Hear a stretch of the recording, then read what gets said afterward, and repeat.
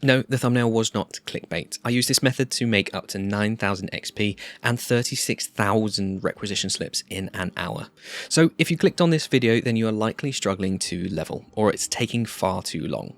Well, I was you. It took me around 35 hours to get to level 20, maybe because I was enjoying the game, but since finding this method, I have been leveling extremely fast. As of recording this video, I am now 50 hours in and level 35, so that's twice as much XP in under half the time. So the plan then, we're going to be completing the search and destroy mission on the Terminid worlds. If you aren't presented this in the 3 missions available, then just jump into one and immediately back out of the ship. The higher difficulty, the greater XP you will gain, so chuck it on the highest available you have. If you have level 9 Helldiver, like you see me using in this clip, then you will maximise your output. However, lower difficulties will still work just as well. So before we jump into the strat then, let's talk about loadout, since this is critical.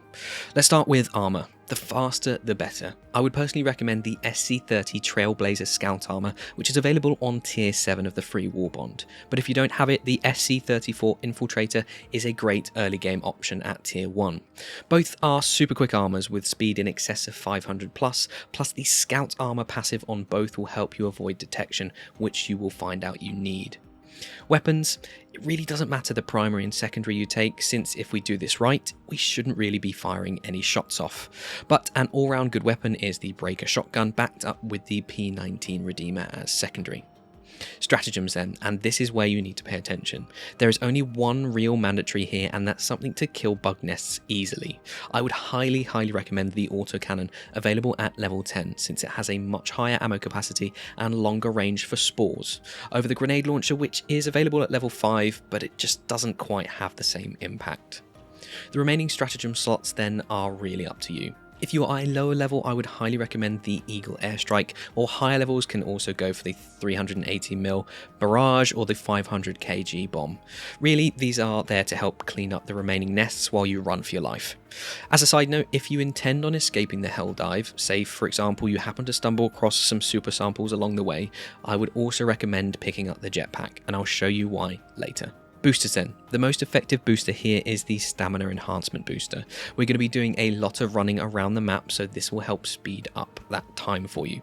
It also allows you to reliably run away from enemies if you do happen to aggro them. Now, I appreciate not everyone has the Stamina Booster, so a second runner-up here would be the Vitality Enhancement, since this will give you some extra stims, which, as you may or may not know, give you unlimited stamina for a short period of time, giving you that little bit more chance to run away. So, the strategy then. We want to be as stealthy as possible. This is where the Scout passive is super handy. Lower detection chance, and you are able to ping enemies from a distance. If you don't know how to ping enemies on the minimap, press tab to bring the minimap open, then hold right click to bring up your cursor. You can then move your mouse around and left click where you want to drop the marker. On this mission, there are normally 2 hives that we want to be focusing on, and that's the heavy and medium ones.